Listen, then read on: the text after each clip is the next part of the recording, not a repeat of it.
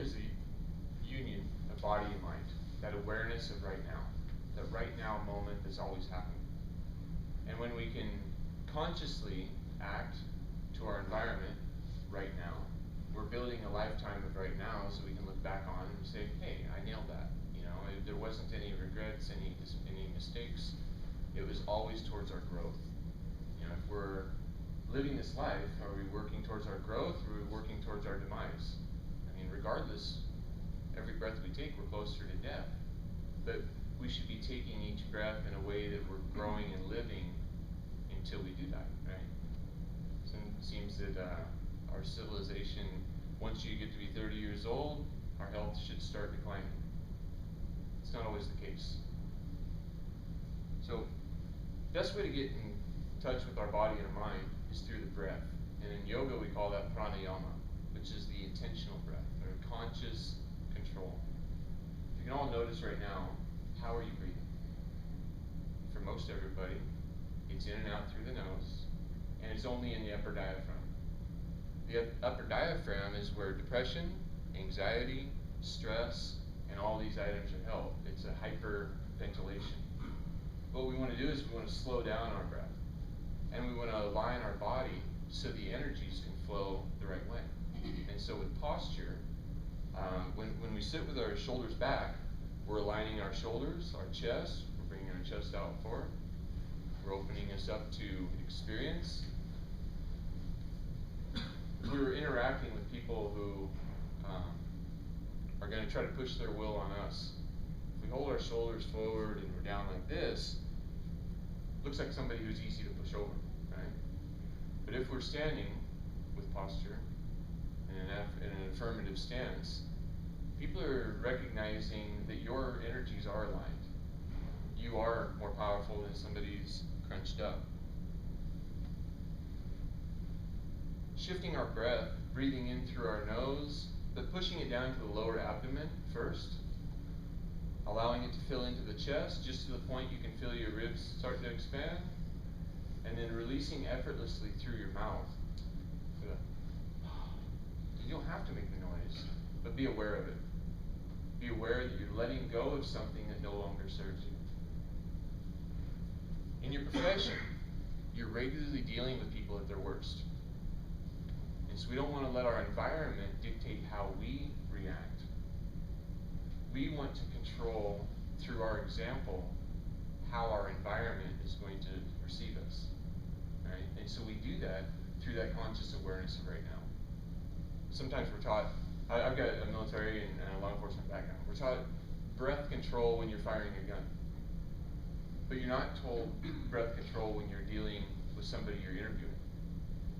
You're not taught breath control when somebody starts to fight with you, to center yourself and be most efficient in the way that we handle them. You know, sometimes it can get, well, things can escalate very quickly. I'm sure most of you recognize that, right? You know, everything's just fine in one moment, and then all of a sudden somebody turns into a fire monkey, right?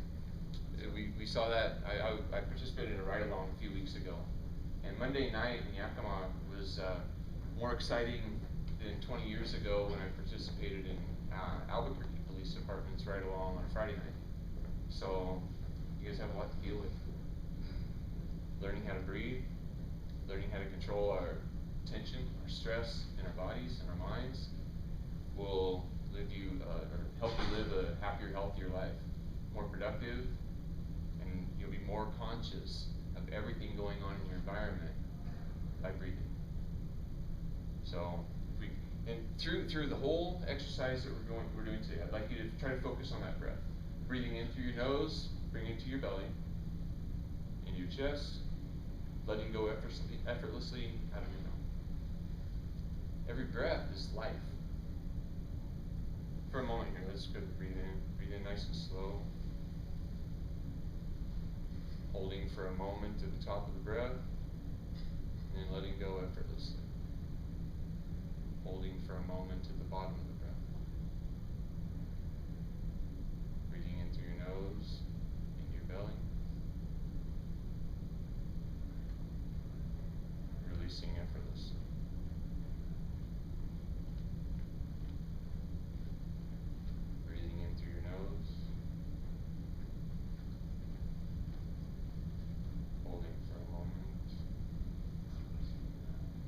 releasing effortlessly.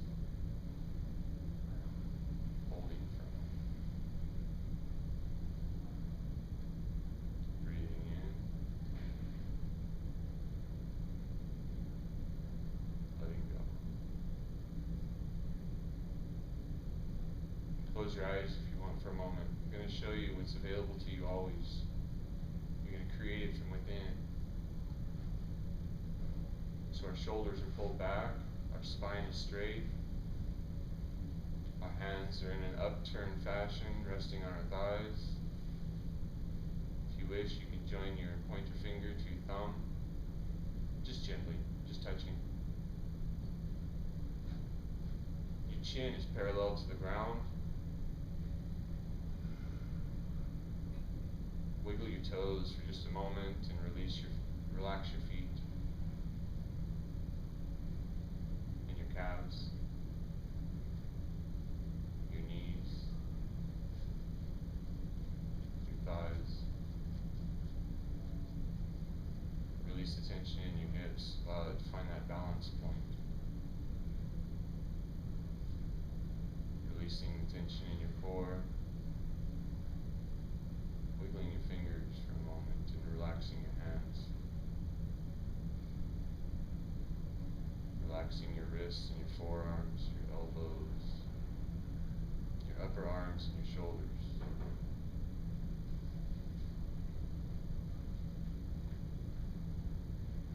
Being aware of that balance point, relaxing your neck and your jaw, your cheeks,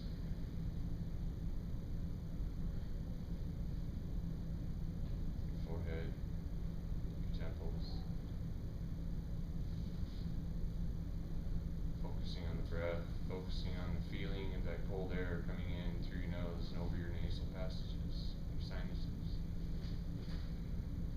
Feeling as it comes into your chest, as it expands, and releasing effortlessly. Scanning your body, making sure no tension is resettled.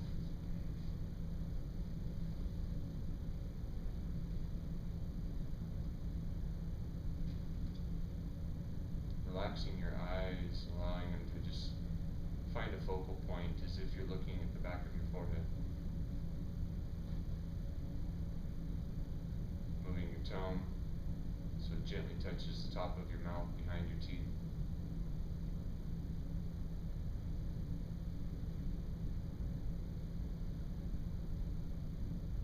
Right now, you can feel that what you're sitting on will support you.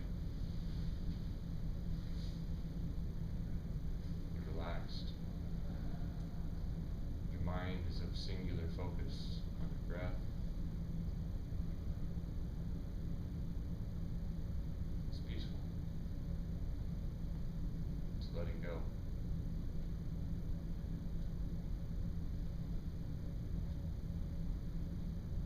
Every time we breathe in, it's like life experience. When we breathe in and we hold it for too long, it can become toxic. This is stress, anxiety, depression. So we learn to let go of it effortlessly. Every experience of life, we experience it, whether it be somebody acting at their worst, or something you'd rather not seen.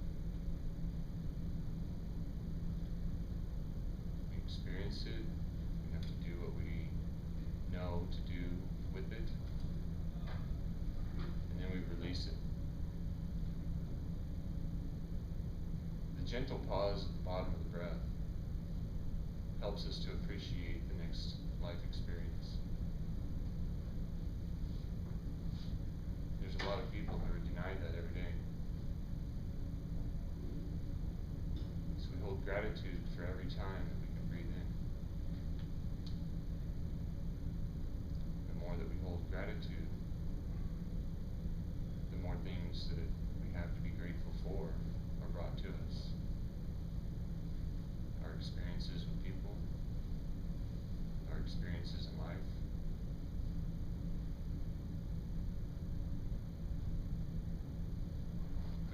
for a moment. Breathing in.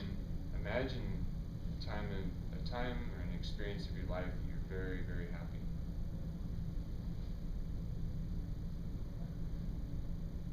Holding on to that breath. Still thinking of it. Just breathe out of your nose.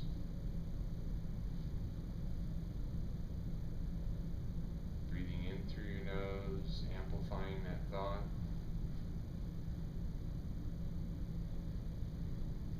Experiencing it a little bit longer. You can almost feel like you were there. With your exhale, let it go. Focus back on the feeling of the breath.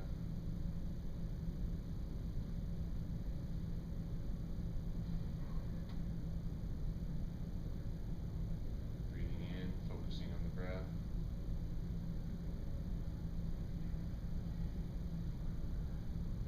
Right now you're controlling everything that you can control about you.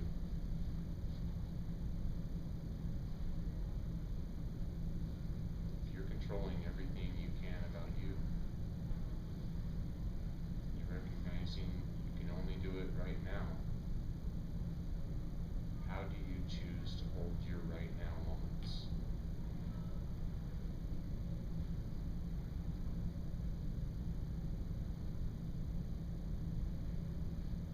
When we hold peace in ourselves, it doesn't affect us in the way we react to our environment. It brings a sharpened awareness to how we are in our environment. Go ahead and wiggle your fingers, bring yourself back to this class space. that feeling of peace though. Everything, everything's calm, everything's relaxed, and everything is exactly that way because you put it there. And you did it right now. I saw how many people were involved in the aerobics class before, so we're not going to be doing a bunch of the asanas. We won't be doing the physical aspect of yoga. The physical aspect of yoga helps us to become aware of that right now moment and our growth potential for our bodies. We come to a certain point that, just for a moment, push out with your hands.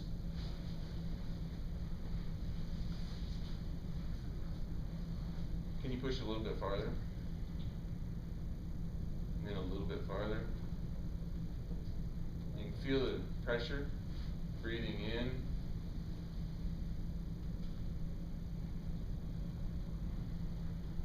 It subsides the sensations. When we breathe in, we turn discomfort into comfort.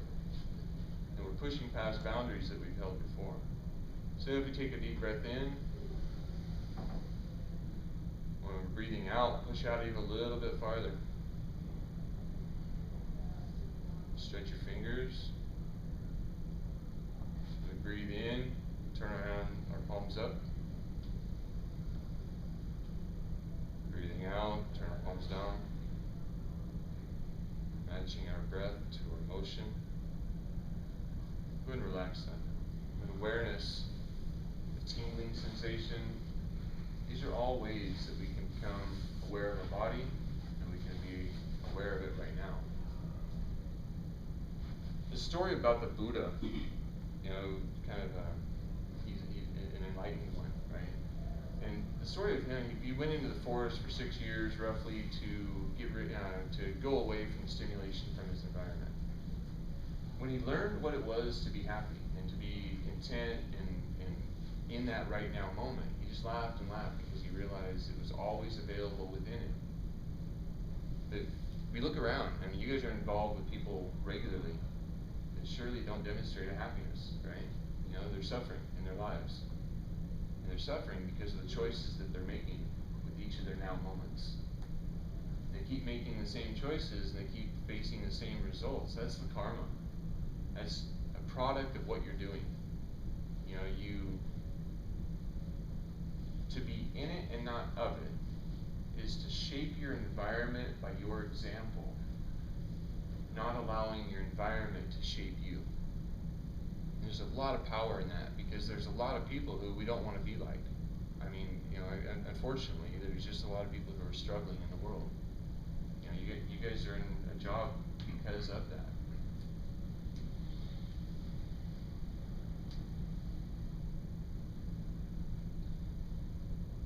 There's a Chinese proverb that says it's better to be a warrior in the garden than a gardener in the war. You know, gardeners, when we get the idea of a gardener, it's a peaceful person, usually a non-violent, aggressive person. You know, they're very in touch with everything around them, but they're not very capable of defending against somebody else's will. And that's what you're asked to do regularly on the street. When I was involved in that ride-along, it was a gentleman who had it was a failure to register, and so there's a warrant issued, and we're going to bring him in on that. And two officers, recognizing that there might be a problem with this guy, another officer showed up. They walked up to him and they got right close to him and said, "Hey, you're under arrest." And basically he says, "No, I'm not." And he said, "Yeah, you are." And that's when he decided to fight. The officers did a great job. You know, they controlled the situation. They didn't use more force than was necessary to take care of it, but there was a lot of force needed necessary to take care of it. They didn't hold anything against the guy after he was in control or in custody. Just realized somebody on drugs, somebody with a mental illness, maybe isn't acting the way they would like to act anyway. A warrior is typically listed as somebody in public service positions, in the military, law enforcement, somebody capable of pushing the will of the majority and making somebody held accountable for their actions. So being a warrior in a garden is a really healthy way to be, because we're capable of everything, but we're not necessarily happening to involve ourselves that way. And that's one of the things I teach, is helping the warriors to get comfortable in the garden again. I served 9 years active duty. I've got friends who didn't make it out.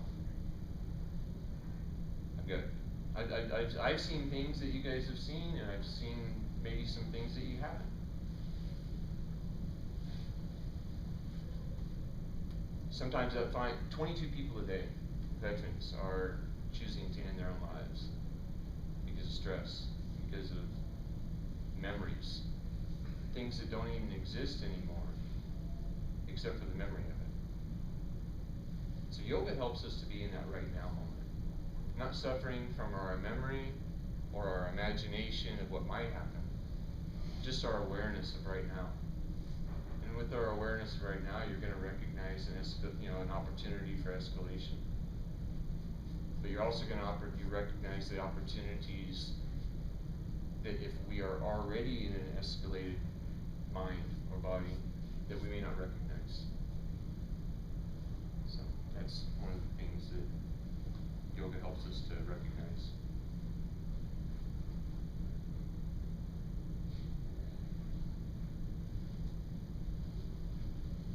So we'll talk a little bit about the asanas. The asanas are the poses or the postures that we use in yoga to help a person recognize growth potential. And we won't go through any of the full movements, but if for a moment, let's go ahead and get into a planking position, and we'll just get into a tabletop. So on our hands and knees, hands underneath our shoulders, knees underneath our hips.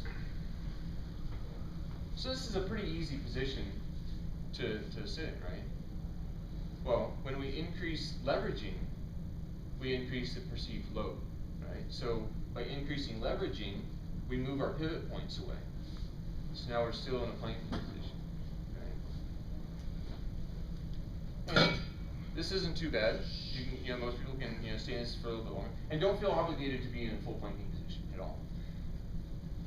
We reduced the contact points by reducing the points that were involved with the ground. So you can bring your right arm out, or just one of them. And then we recognize, like, okay, well, life's getting a little bit tougher right now, right? Then we bring up our left leg, and we balance, and we're recognizing the opportunity to grow from this point that we are right now. And so, we can go ahead, have a comfortable seated position. But this is just one of the ways that we can enter into the asanas in various degrees and seek growth. I know I'm jumping around a lot. There's a lot to learn about yoga, and I'm given a half an hour. So it's stuff that I've learned. It's taken me thousands of hours to get these very basic principles. But it's created in me a life that I don't stress out anymore. I don't have any dis-ease. I don't have any problems. I'm not on any pharmaceuticals. I'm nearly 50 years old, and I don't get sick anymore. I don't have a sore back anymore. I used to have to go to a chiropractor all the time. I was involved in a motor vehicle pedestrian accident when I was 14, and I ended up in the hospital for 11 days. Really broke up my body. And ever since then, even while I was in the military, they didn't authorize the chiropractor, so I had private pay. I'd go and I'd become adjusted, and it'd be good for a month or so. And every chiropractor that I ever went to, they told me, if you increase your core fitness, increase your hydration, and do stretching, your pain might go away. So I started finally doing that, and sure enough, I haven't had to go back. And there's a lot of people, we deal with pain every day in our lives. I mean, like somebody on patrol, you're in a car a lot, and then you have to get out and you have a lot of equipment on, and it's always a burden, right? But when we are using these opportunities that we can recognize while we're working to stretch, to maintain our flexibility, will decrease the pain that we experience in our life, and also we achieve a mental balance. And somebody who spends 20 years in law enforcement or in the military, a lot of times they suffer hypertension, COPD, heart disease. A lot of these items are, people are experiencing it 50 to 70 years old, which, in my opinion, is really too early to be experiencing that kind of decay in our body, and the inability of our body to be working most efficiently.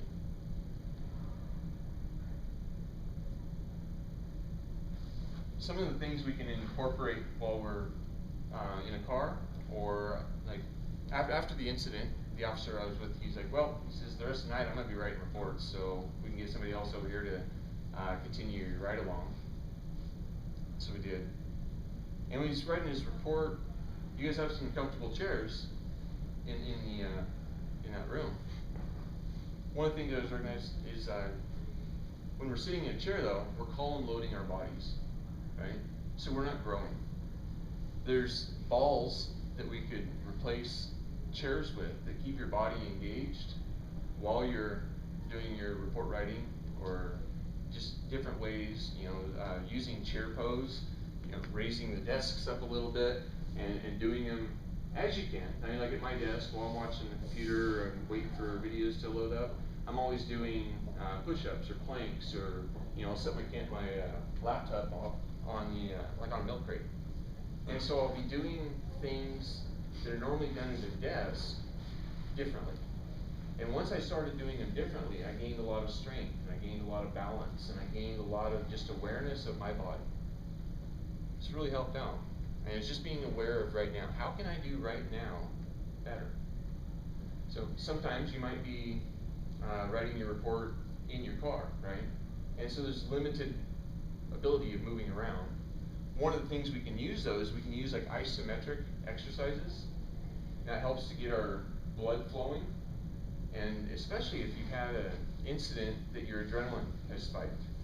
Because when your adrenaline spikes and you don't have physical activity involved with it, it becomes toxic in our bodies.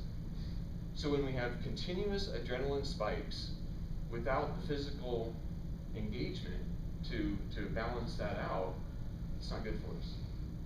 But after we've experienced something like that, we can still physically engage our bodies, even if we're not in an altercation, or if we're not, in something where our lives are at jeopardy. Isometrics, you can just intertwine your legs and then try to pull them apart, using your hips. So you're engaging all the way up into large muscle groups. While you're at your steering wheel is quite strong. You can grab the steering wheel, flexing every part of your body all the way in, and just tighten in. Try to hold it only for about 12 seconds. 8 to 12 seconds is a great range for isometric work. And this is something that can really help out whenever we're weightlifting or we're working our way through aerobic activity, a lot of it's through momentum. In yoga, we remove the momentum of life. We're not cruising through something because of a force that happened back here. We're consciously shaping it all the way along the way. So when you get into an asana, you're not going to jump right into it and fly into it. That's where injury happens. But if you slowly work your way into things, that's how growth happens, and balance.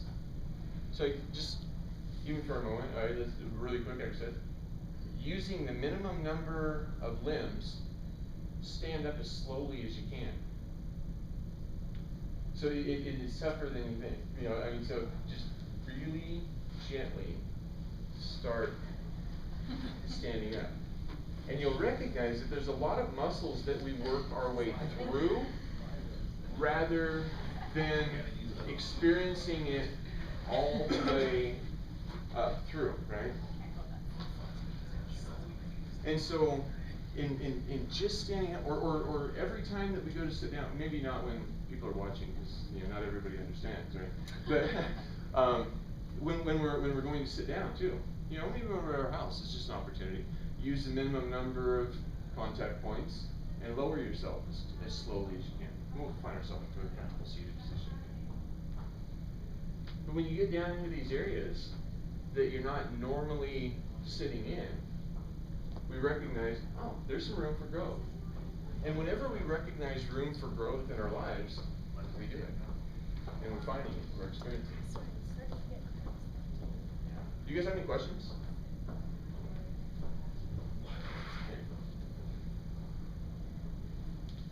So who's still focusing on their breath?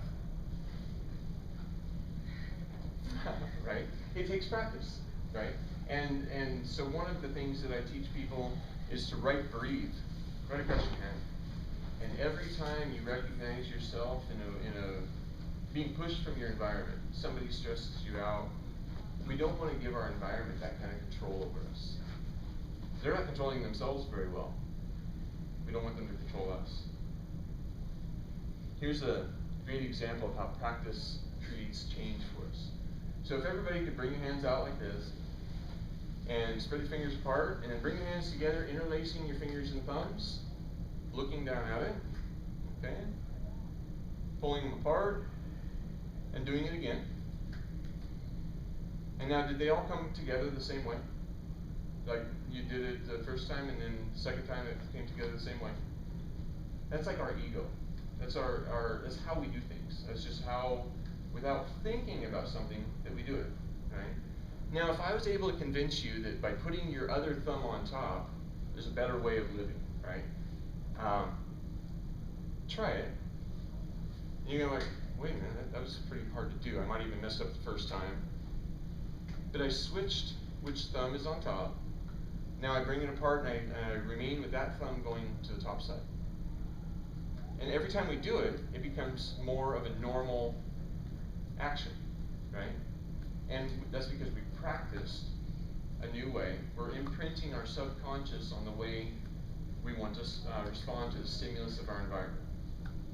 And that happens on everything that we can imagine doing. The way we get in and out of cars, the way we go to work, the way we do everything, the perspective that we hold in our lives.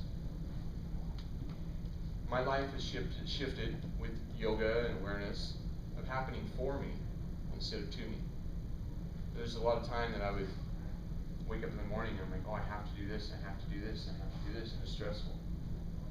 Now I wake up and I say, I get to do this, and I get to do this, and I get to do this. And now I'm living a life that I really appreciate.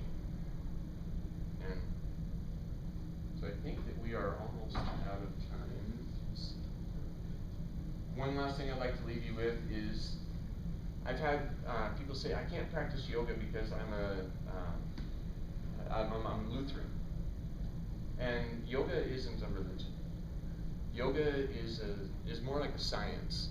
It's like the instruction manual for our bodies that I never got. When I was born, nobody gave me an instruction manual. And my environment didn't teach me the ways to be healthy. And for a long time, I wasn't as healthy as I am now. But I started shifting. I started asking why in every aspect of my life. Why am I doing it this way? Why am I? And I started shifting the things that weren't working. But it's a science of the body and mind. It helps us achieve growth, strength, flexibility. We help to push past boundaries that we've held before. You know, we come to a certain point. Maybe the first time you did push-ups, you could do 3 push-ups. Well, then you did 5. Then you did 10. And maybe now you can do 20 or more. And it's just been done through practice. Well, I appreciate you all for coming. Appreciate you all for the service that you provide to the community. Hoping that this can help out in any way. I have a teaching platform in East Sela I call Hawks Haven. I focus on yoga and permaculture. Permaculture helps us to shape the land so it becomes a sustainable, symbiotic environment for us that holds on to water, grows food, creates shelter, and everything else. Yoga helps the individual become peaceful in themselves and basically just a healthy, sustainable, way of being. So when we can avoid stress, when we can avoid that dis-ease, we thrive in life. It becomes really simple. The way to end a yoga practice is we will become in flow again with our body, our awareness. So for a moment, we can breathe in, bring our hands all the way up, reaching for the ceiling. Breathing out, hands down, all the way to the ground. Breathing in, hands up, all the way. Let it go, hands down. One more time. Hands come up, palm to palm. This is called Namaste hands. We bring it down into in front of our heart, which is heart center. We bow to each other and we say Namaste. It means the light within me appreciates and acknowledges the light within each of you, regardless as to where you were born on the planet, your race, color, or your way of being. Thank you all. Hope to see you around. All right. Thank you. If you have any questions, I'm available.